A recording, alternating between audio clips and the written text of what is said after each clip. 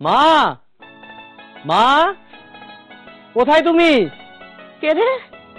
হ্যাঁ, আমার শুভ, শুভ বাবা, তোমার কেমন আছো বাবা? হ্যাঁ, এতদিন পর আমার পোলাটা আইছে আমার কাছে।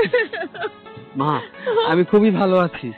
মা, বাবা, আমি হেফজ কমপ্লিট করেছি, আমি পাগড়ি পেয়েছি। আলহামদুলিল্লাহ, আলহামদুলিল্লাহ, আল্লাহ তোমার কাছে লাখ লাখ শুকর, তুমি আমার পোলারে পাখি দিছো। আল্লাহ, আমি এটাই চাইছিলাম বাবা, কত কষ্ট কইরা তোরে মানুষ করছি বাবা। আল্লাহ, কত এতিম খাওয়াইছি, কত ফকির মিসকিনরে দান করছি। আল্লাহ, আল্লাহ আমার কত রাখছে। আল্লাহ, আমি একজন পতিতা, অথচ আমার ভাই একজন হাফেজ হয়ে আইছে, কিন্তু আমি আমার ভাইটার একটু ছুঁইতেও পারতেছি না, আমি একটু জড়াইয়াও ধরতে পারতেছি না, কারণ আমি একজন পতিতা। এই জন্য আল্লাহ, তুমি আমার ভাইটারে অনেক বড় করো, ওর সহায় হইও তুমি।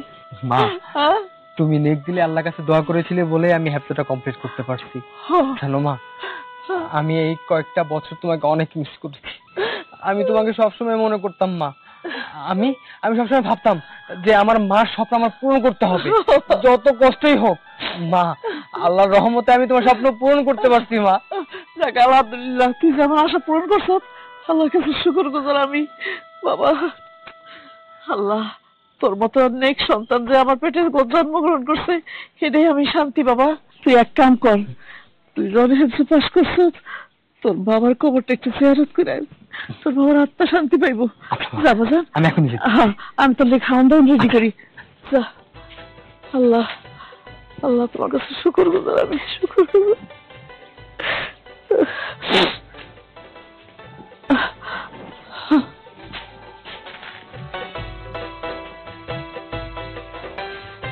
ভাবি, ভাবি, কেমনটা লাগে? দিলে তো আমার শরীরটা নাপাক কইরা, আমি একটু পরে নামাজ পড়তে যাবো। কি কইতাছো ভাবি এসব? আমি তোমার শরীর কেমনে নাপাক করলাম? আরে তুই তো একটা পতিতা, তোর শরীর তো এমনিতেই সবসময় নাপাক থাকে। এটা কেমন কথা কইলা ভাবি? পতিতারা কি মানুষ না?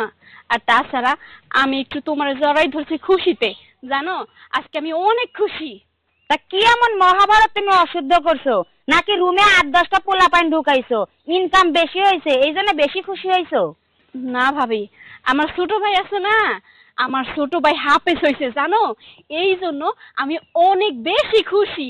এই গ্রামের মধ্যে কোনো হাফেজ নাই, কিন্তু আমার ভাই এই প্রথমবারের মতন হাফেজ হইয়া বাড়িতে আইছে। আর কয়েকদিন পরে আমার ভাই মাওলানা হইবে, তখন সবাই চিনবে, এই বিশ্বের সবাই চিনবে। ও ওয়াজ মাহফিল করবে, সবাই যে ইমানের কথা কইবে। আমি তো এইটাই চাইছিলাম ভাবি, আমার কষ্ট সার্থক হয়েছে। এটা কিভাবে সম্ভব? হ্যাঁ, একজন পতিতার ভাই হাফেজ, আর তাছাড়া তোদের তো তেমন টাকা পয়সাও নাই, তোর ভাইয়েরে কিভাবে তোরা হাফেজ বানাইলি? এত লেখাপড়া টাকা পয়সা পাইলি কই? হ্যাঁ, সবই তো আমি ইনকাম কইরা দিছি, জানো ভাবি, সবটাই আমার কষ্টের ফল। আমি অনেক কষ্ট করছি, আমি শুধু আজকের এই দিনটার জন্যই আমি অনেক কষ্ট করছি। আমার স্বপ্ন ছিল আমার ভাই বড় মাওলানা হইব।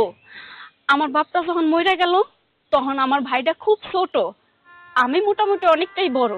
আমার আব্বা মরার আগে আমার মায়েরে কইছে, আমার পোলাডারে যদি বড় মাওলানা বানাইতে পারতাম। ওই কথাটা না জানো ভাবি, আমার কানে এখনো বাজে। আমিও স্বপ্ন দেখছি, আমার বাপেও স্বপ্ন দেখছে, আমার একমাত্র ভাই অনেক বড় মাওলানা হইব। আর আজকে আমি একসঙ্গে দুইটা স্বপ্ন পূরণ করছি, আমার বাপের স্বপ্ন, আমার নিজের স্বপ্ন। এই খুশিতে না আমার না পুরো পৃথিবীতে জানাইতে ইচ্ছা করতেছে আমার ভাই একজন হাফেজ। এমন ভাব নিতাছস না জানি হালাল পথে উপার্জন কইরা ভাইরে হাফেজ বানাইছিস। ওই ভাইরে তো হাফেজ বানাইছিস হারাম পথে উপার্জন কইরা। আর এই শোন, এই কথা পুরা বিশ্বকে জানাইয়া আর এলাকার মানুষকে হাসাইস না, বুঝছস? ভাবি, আমি যে পতিতাবৃত্তি করি এইটা তো আমার ভাই, আমার মা কেউ জানে না, আর পৃথিবীর কেউই তো জানে না। শুধু আমি জাগো কাছে যাই, শুধুমাত্র তারাই জানে। আর তোমারে সব কথা কই, তুমি তো ভাবি লাগো, তোমারে কিছু কথা কইলে মনটা একটু হালকা হয়, দুঃখটা শেয়ার করলে নাকি কষ্ট কমে, তাই। বোন, আর কোনো কথা কইস না, তোর এসব কথা শুনতে শুনতে আমি অর্ধেক পাগল অলরেডি হয়েই গেছি। এখন তুই আমার সামনে থেকে সর, আমার বাড়িতে অনেক কাজ আছে।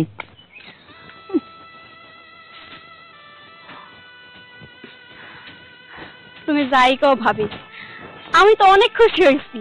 পুরা পৃথিবীর মানুষে না কইতে পারি, আমি তো আমার আল্লাহরে কইতে পারবো, আল্লাহ আমি অনেক খুশি, আমার ভাই হাফেজ হয়েছে।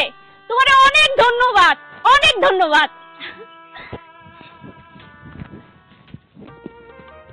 ভাবি সাহেবা কি ঘরে আছেন নাকি? কে? আসসালামু আলাইকুম। ওয়ালাইকুম আসসালাম। ভাই, ভাইজান কেমন আছেন আপনি? আলহামদুলিল্লাহ, আমি তো ভালো আছি। একটা খুশির খবর শুনে তাই আর কি আপনার বাড়িতে আসলাম। আপনার ছেলে শুভ নাকি হাফেজ হয়ে ফিরে আসছে। জি ভাইজান, আমার ছেলে আলহামদুলিল্লাহ হাফেজ হয়ে ফিরে আসছে। মাশাআল্লাহ মাশাআল্লাহ।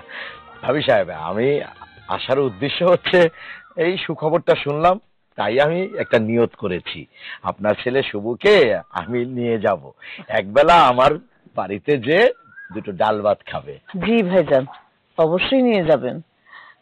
আমার ছেলে আপনার বাড়িতে যাবে, এটা তো সৌভাগ্যের বিষয়। আর আরেকটা কথা ভাইজান, আমি চাই আপনাদের মসজিদে আগামীতে যেন রোজার মধ্যে আমার ছেলেকে তারাবি নামাজের নিয়োগটা দিবেন। ভাবি সাহেবা, আপনি এটা কি বললেন? আমি যখনই শুনেছি আপনার ছেলে হাফেজ হয়েছে, তখনই আমি নিয়ত করেছি, আপনার ছেলে তো আমার গ্রামের গর্ব। নিয়ত করে ফেলেছি যে ও আগামী রমজানে মসজিদে পুরো মাসটা ও তারাবির নামাজ ওই পড়াবে। আর আল্লাহ যদি চাহে তো আমি আরেকটা নিয়ত করেছি। আরেকটা নিয়ত মানে ভাইজান? আরেকটা নিয়ত হচ্ছে, আল্লাহ চাহে তো আমাদের গ্রামের যেই জামে মসজিদটা আছে না, ওই বড় মসজিদের ইমাম বানাবো। আলহামদুলিল্লাহ আলহামদুলিল্লাহ, শুনে খুব খুশি হলাম ভাইজান। আমার ছেলেকে এই সুযোগটা দিবেন, এটাতে অনেক খুশি আমি। ভাবি সাহেবা, আমি সুযোগ দেওয়ার কে? আল্লাহর তরফ থেকে শুভর গুণেই তো ও এত দূর আসলো। জি, দোয়া করবেন ওর জন্য ইনশাআল্লাহ। শুভ কোথায়? শুভ শুভ ঘরে আছে ভাইজান, আচ্ছা, আমি ডাকছি। শুভ, বাবা শুভ, এদিকে আয়, দেখ কে আসছে। আসসালামু আলাইকুম। ওয়ালাইকুম আসসালাম। থাক থাক থাক, পা হাত দিয়ে সালাম করতে নেই, এমনি তোমার প্রতি আমাদের দোয়া আছে। আরে তুমি তো আমাদের গ্রামের মুখ উজ্জ্বল করেছো, হাফেজ হয়ে আসছো। হ্যাঁ শোনো বাবা, আমি এসেছি তোমাকে নিয়ে যাওয়ার জন্য। আমার বাড়িতে তুমি একবেলা ডাল ভাত খাবে। জি জি অবশ্যই, কেন যাব না? আপনি আসছেন আমাদের বাড়িতে, আমাকে নিয়ে যাওয়ার জন্য, আমি অবশ্যই যাব। শুভ বাবা, ভাইয়ের বাড়িতে যা, যাই ওখানে কোরআন তেলাওয়াত করবি, ওনাদের জন্য দোয়া করবি, আর খাওয়া দাওয়া শেষ করে তারপর চলে আসিস, ঠিক আছে? জি মা। তাহলে শুভ, চলো বাবা। যা বাবা যা। ভাবি সাহেবা, তাহলে আসি। জি, আসসালামু আলাইকুম। ওয়ালাইকুম আসসালাম। বৌমা, বৌমা, আরে কোথায় গেলে? দেখো কাকে নিয়ে এসেছি। আরে আজকে আমার বাড়িতে বড় মেহমান নিয়ে এসেছি, ভালো ভালো নাস্তা রেডি করো। দেখো কাকে নিয়ে এসেছি। আসসালামু আলাইকুম। ওয়ালাইকুম আসসালাম। আব্বা, এটা আপনি কি করলেন? হ্যাঁ, এ আপনি কাকে বাড়িতে নিয়ে এসেছেন? কেন? শুভ। আরে শুভ হাফেজ হয়েছে, আমাদের গ্রামের মুখ উজ্জ্বল করেছে, ও আমাদের গ্রামের গর্ব। শোনেন আব্বা, উনি কোনো গ্রামের গর্ব টর্ব কিচ্ছু না, উল্টা উনি আমাদের যে বাড়িতে এসেছে, এই জন্য আমাদের পুরো বাড়িটা নাপাক হয়েছে, বুঝতে পেরেছেন? বৌমা, সংযত হয়ে কথা বলো, মুখে লাগাম দাও। শুভর সম্বন্ধে তুমি কি জানো? শুভ আমাদের গ্রামের উজ্জ্বল। হ্যাঁ, শুভ আমাদের গ্রাম অনেক সুনাম করেছে, সে একজন হাফেজ। তাই আমি তাকে দাওয়াত করে নিয়ে এসেছি আমাদের বাড়িতে, ওকে একবেলা ডাল ভাত খাওয়াবো। আর তুমি কি আবল তাবল কি বলতেছো? আব্বা, আমি ভেবেছিলাম আপনি অনেক জ্ঞানী মানুষ, আপনার ভিতরে অনেক জ্ঞান, অনেক বুদ্ধি, কিন্তু আব্বা বিশ্বাস করেন, আপনাকে এখন দেখা মনে হইতাছে জ্ঞানের রেশ মাত্র আপনার ভিতরে নাই।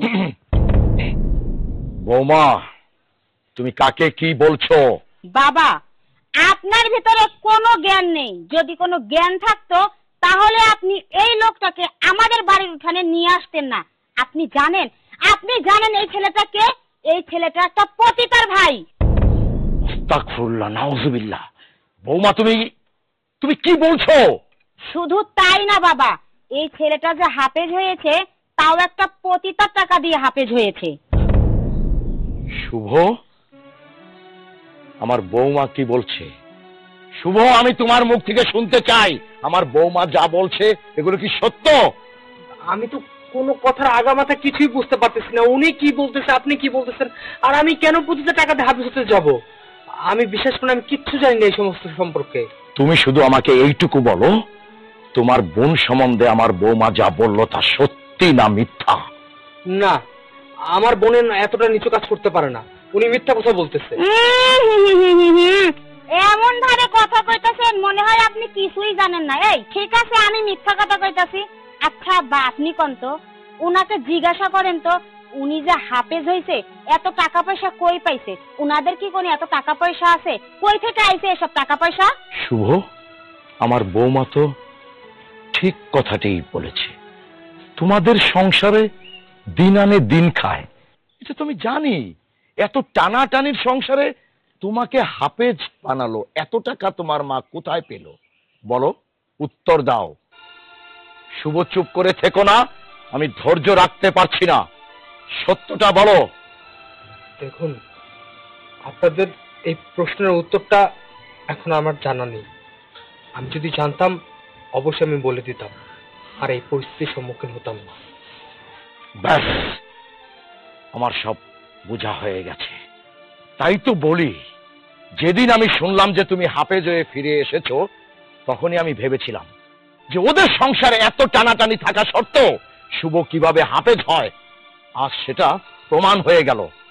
শুভ, আমি তোমাকে এনেছিলাম সসম্মানে, তুমি আমার বাড়িতে এসছো, আবার সসম্মানে আমি তোমাকে বলছি তুমি আমার বাড়ি থেকে চলে যাও। আর হ্যাঁ, যাওয়ার আগে একটি কথা কান খুলে শুনে রাখো, যদি সত্যি সত্যি তোমার বোন পতিতা হয়, তাহলে তোমাদেরকে আমি এই গ্রামে থাকতে দেব না। যাও।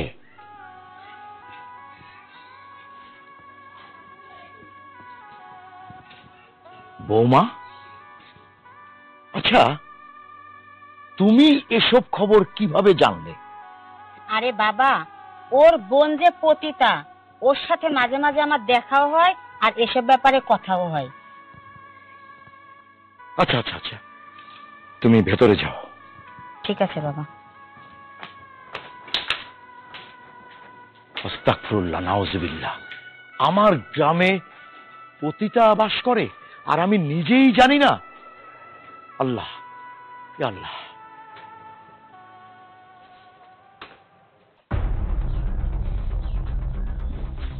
মা, মা, কি রে বাবা, আইসো? বাজান, কেমন সমাধান করলো ওরা তোরে? কি হয়েছে? মা, হ্যাঁ, তুমি আমার সত্যি একটা কথা কও তো। কি বাজান, কি কথা কমু? আমার তো পড়াশোনা করে তো অনেক টাকা লাগছে, তাই না? হ, টাকাগুলো তুমি কই পাইছো মা? কেন বাজান, তোর বইনে দিছে? আচ্ছা, আমার বোন কি কাজ করে মা, যার কারণে আমার বোন এত টাকা পাইলো আমার পড়াশোনা করানোর জন্য?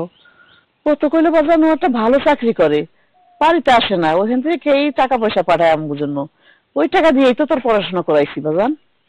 না মা, আমার বোন চাকরি করে না। আমার বোন হইতেছে একটা পতিতা মা। আমার বোন হইতেছে একটা পতিতা মা।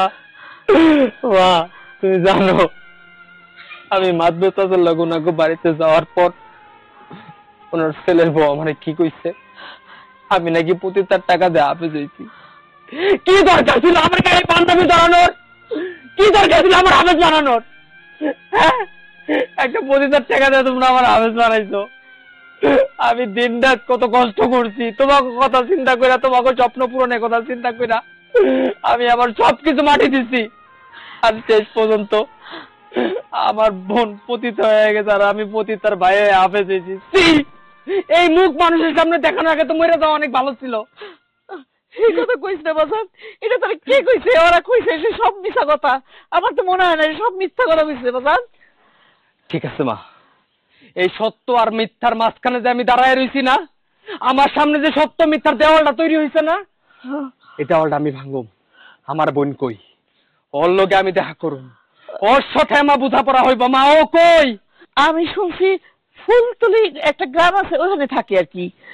আচ্ছা ঠিক আছে, আমি যাইতেছি ওই ফুলতলি গ্রামে। আমি যাইয়া আমি নিজে ওরে খুঁজা বের করবো। শুভ, যাইস না বাজার, তুই কিছু খাস না, বাসা থেকে কিছু খাইয়া যা বাজার, খাইয়া যা। না মা, এর সত্যতা যাচাই করার আগ পর্যন্ত আমি এক গ্লাস পানি পর্যন্ত খাবো না মা। বাজার, কথা শোন আমার, শুভ কথা শোন। আল্লাহ, আমি এটা কি শুনলাম? তুমি শোনার আগে আমার দুনিয়া থেকে নিয়ে গেল না কেন? আল্লাহ, আর কি হইব? আল্লাহ, আল্লাহ, আমার ভাইয়া, ওর কি হইব? আমি আর কি করু? আল্লাহ গো, আল্লাহ তুমি মাফ করো, আল্লাহ তুমি মাফ করো, আল্লাহ আমার ভাইয়ার আর কি হইব? আল্লাহ আমার পোলার কি হইব? আল্লাহ গো।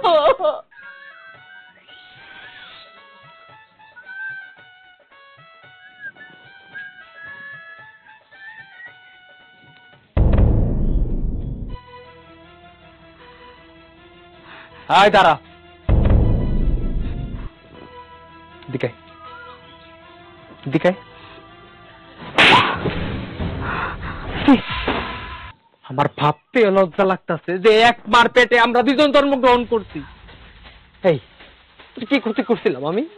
হ্যাঁ, তুই এত নিচে কিভাবে নামতে পারলি? আমার মা কি তোর জন্ম দিয়ে পাপ করছে, নাকি আমি তোর ভাই হওয়াতে আমি কোনো ভুল করে ফেলছি? তুই শেষ পর্যন্ত পতিতা খাতায় নাম লিখলি। এই কেন এই কাজটা করলি তুই? হ্যাঁ, কেন করলি? কথা ক। যার জন্য করি চুরি, হ্যাঁ কয় চোর, তাই না?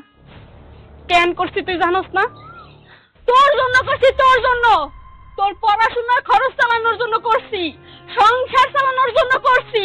আমার পড়াশোনা চালানোর জন্য, সংসার চালানোর জন্য, আমার মার চালানোর জন্য তুই আর কোনো কাজ পাইলি না? হ্যাঁ, দুনিয়া থেকে আর কোনো কাজ ছিল না? এই তুই গার্মেন্টে চাকরি করতি, মানুষের বাড়ি ভিক্ষা করতি। না হলে আমি না পড়তাম, আমি হাফেজ না হইতাম। আমার একজনের জন্য তোর নিজের জীবনটা তুই নিজে কেন শেষ করলি? হ্যাঁ, তুই ভালো কাজ তো করতে পারতি। কি কইলি? ভালো কাজ করমু, গার্মেন্টসে কাম করমু, মানুষের বাসা বাড়িতে কাম করমু। এই তুই কেমনে ভাবলি যে এই সব জায়গায় কাম করলেই আমি সেফ থাকবো? তুই কেমনে ভাবলি যে আমি ওই সব জায়গায় কাম করার চেষ্টা করি নাই? আরে ওই সব জায়গায় আমি কাম করার চেষ্টা করছি। আমি যখন গার্মেন্টসে যাই কাম খোঁজার জন্য, তখন তো আমি ছোট, আমার 12 বছর বয়স, তখন গেছি গার্মেন্টসে চাকরি নেওয়ার জন্য। কিন্তু তখনও গার্মেন্টসের সুপারভাইজার, ম্যানেজার, পিয়ন সবাই আমার দিকে নজর দিছে, আমার কুপ্রস্তাব দিছে আমার নাকি চাকরি ঠেকানোর জন্য কাগজ লাগে সহবাস করতে হইব। আমি যখন ওই চাকরি বাদ দিয়া আমি যখন মানুষের বাসায় কাম করতে গেছি, তখন যখন ম্যাডাম না থাকে তখন স্যারে আমার দিকে খারাপ নজর দেয়, আমার লাগে উল্টাপাল্টা কাম করতে চায়। তুই ওই সব জায়গায় কইতাছস যে ভালো চাকরি?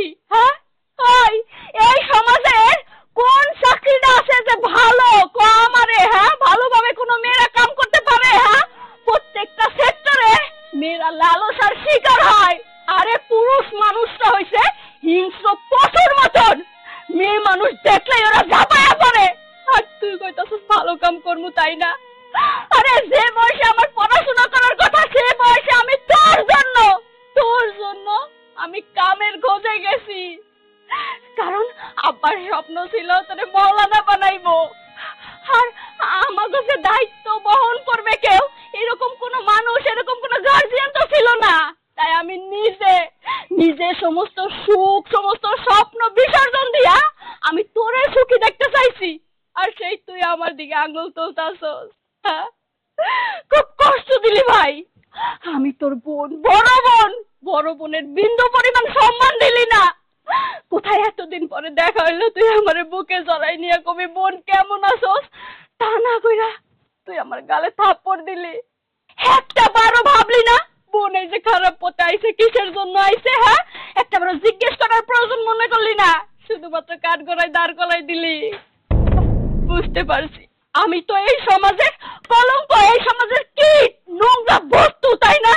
এই সমাজটা আমার পছন্দ করে না, সবাই আমারে দুষ্টাই করে, আমারে ভোগ করতে সবার মজা লাগে, আমার ইনকাম খাইতে মজা লাগে, কিন্তু আমারে পরিচয় দিতে সবার কষ্ট হয়, তাই না?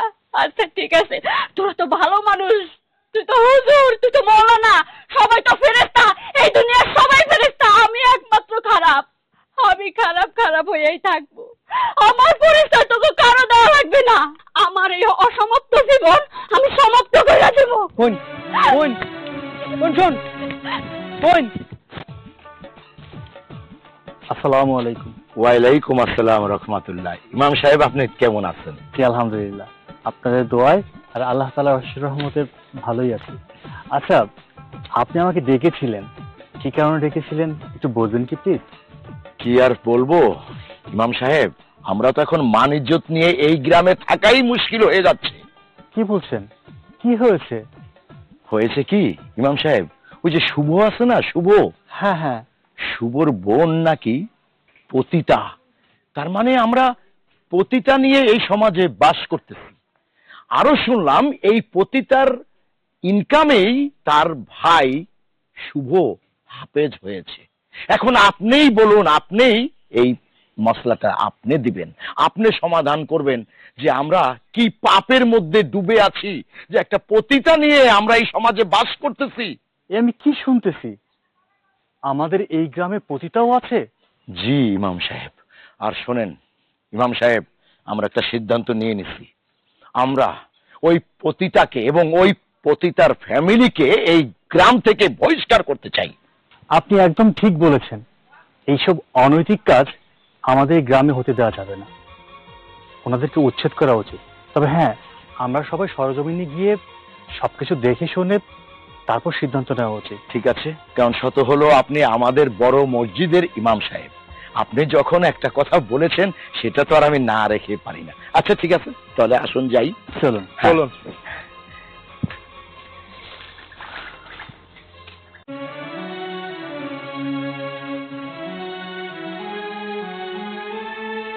এই উর্মি, তুই কোথা গেলে? তুই রসুনের কই যেতেছ? এই উর্মি, খারা, এই কি করতেছ তুই? রসুনের কি করবি? এই কি করতেছ তুই? কি রাগ পেড়া রাগ, কি করবি এটা দিয়া? আমি মরবো মা, আমি মরে যাবো। আমি এই সমাজের কীট, এই সমাজে বাইরে থাকার আমার কোনো অধিকার নাই। হ্যাঁ, তোর মরাই উচিত। তুই মরবি তো এখানে মরতে আইসত কি লিগা? বাইরেই মরতি। আর তুই যে এইসব করতি এগুলো তো আমি জানতাম না কোনোদিনও। এখন তো জানছো, হ্যাঁ এখন তো জানছো, তাইলে আর বাধা দিও না। আর এই বাড়ি তাসমরম তাইলে কই যাবো কও? আমার আপন বলতে, আমার নিজের বলতে কই আছে? এই বাপের ভিটাটা আছে, এই জন্যই আইছি। শেষবারের মতো যদি মইরা যাই, আমি আমার বাপের ভিটায় মরমু। হ্যাঁ, বাপের বিদায় মরতে আইসত। তুই যেগুলো করবি আমি কোনোদিন ভাবতেও পারি নাই। তোর পেটে রেখে আমি ভুল করছি জীবনে। আমি আগে জানলে তোর গলা টিপাই মেরে হারাইতাম। তোমার মারতে হইব না, ভুল তো আমি করছি তাই না? আমি নিজে মরতে আছি, কিন্তু তোমরা আমার একটা উপকার কইরো। আমি মরার পরে আমার লাশটা যদি দাফন না হয়, তাহলে কোনো এক জায়গায় ফালাই দিয়েও আমার দেহটা শিয়াল শকুনে সিরা খাইব নে। অন্তত এই উপকারটা তুমি আমার কইরো। এবার এখান থেকে যাও, আমার মরতে দাও। তুমি তো মা আমার মরণ সহ্য করতে পারবে না। না তুই ছাড়, ছেড়ে দে, ছাড়ো। তুই সমাজে মুখ দেখাইতে পারবে না আমার জন্য। ছাড়ো না। কি আর কমো হুজুর, আমার নসিব খারাপ, বুঝছেন? আমি এই যে আমার ছোট ভাইয়ের জন্য পতিতাবৃত্তি করছি। আমার একমাত্র ছোট ভাই, আমার আদরের ভাই। আমার স্বপ্ন ছিল ওরে আমি হাফেজ বানাবো। আমি পতিতা বই লাগে আমার স্বপ্ন থাকতে নাই। দেখেন, আমি পতিতাবৃত্তি করে আমার ভাইরে কিন্তু আমি হাফেজ বানাইছি, কিন্তু আমার ভাই এখন আমার দিকে আঙুল তুলতাছে আমি কিসের জন্য পতিতাবৃত্তি করতেছি। হুজুর, আপনি কোন এই সমাজের নারীরা কখনো কি মাথা উঁচু করে ভালোভাবে বাঁচতে পারে? প্রত্যেকটা নারী পুরুষদের লালসার শিকার হয়। এটা কি আমার দোষ? আপনি কোন? আমি তো ভালোভাবে বাঁচতে চাইছিলাম, সুন্দর একটা জীবন চাইছিলাম, কিন্তু আমি পারি নাই, আমি সুন্দরভাবে বাঁচতে পারি নাই। এখন আমি কি করবো কোন? তাই আমি সিদ্ধান্ত নিছি আমি মইরা যাবো, আমি সবার সামনে মইরা যাবো। এটাই হইব আমার শাস্তি। আমি বাঁচতে চাই না হুজুর। ইমাম সাহেব, এইখানে আমরা কোনো কথা বলতে চাই না। আপনাকে সঙ্গে করে আনছি, আপনার সমাধান ছিলেন, তা না হলে আমি এদেরকে গ্রাম ছাড়া করবো। মাদু সাহেব, আপনি ওদের গ্রাম ছাড়া করবেন তা ঠিক আছে, উনি যে কাজটা করেছেন উনি ব্যক্তি লাইফে একজন পতিতা, ঠিক আছে, উনি পতিতাবৃত্তি করে ওনার ভাইকে হাফেজ করেছেন, ওনার উদ্দেশ্য কিন্তু ভালো ছিল।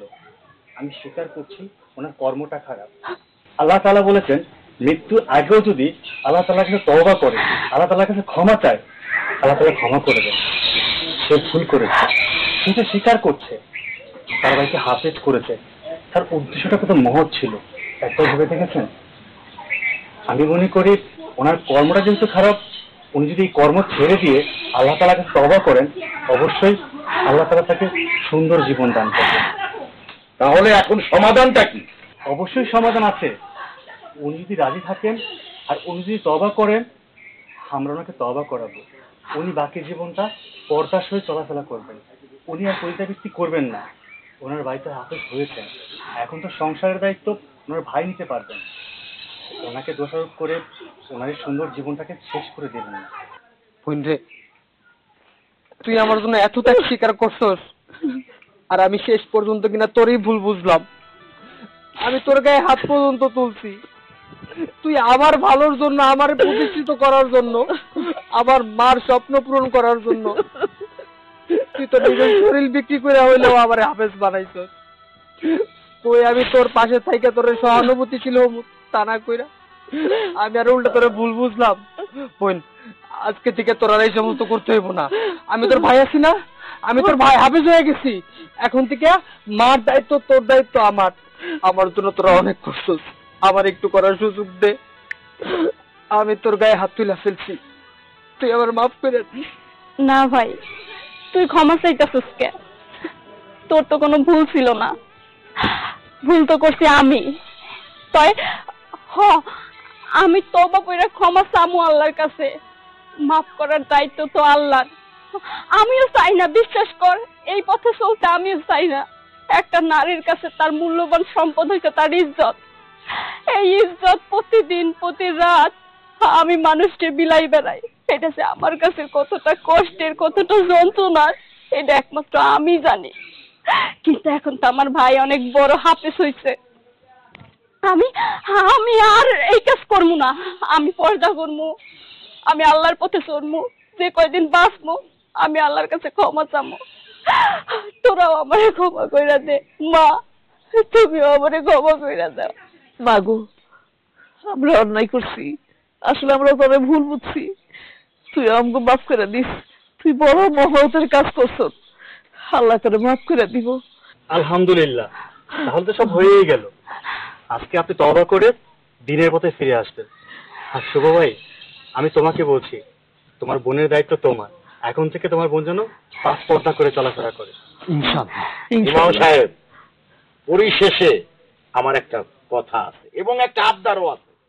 শুভকে আমি আমার বাড়িতে নিয়ে অপমান করে আবার ফেরত দিই। আজকে যেহেতু সব সমাধান হয়ে গেছে, শুধু শুভ না, আমার বাড়িতে আজকে সবার দাওয়াত, আমরা সবাই একসাথে ডাল ভাত খাবো। আলহামদুলিল্লাহ। হায় মা।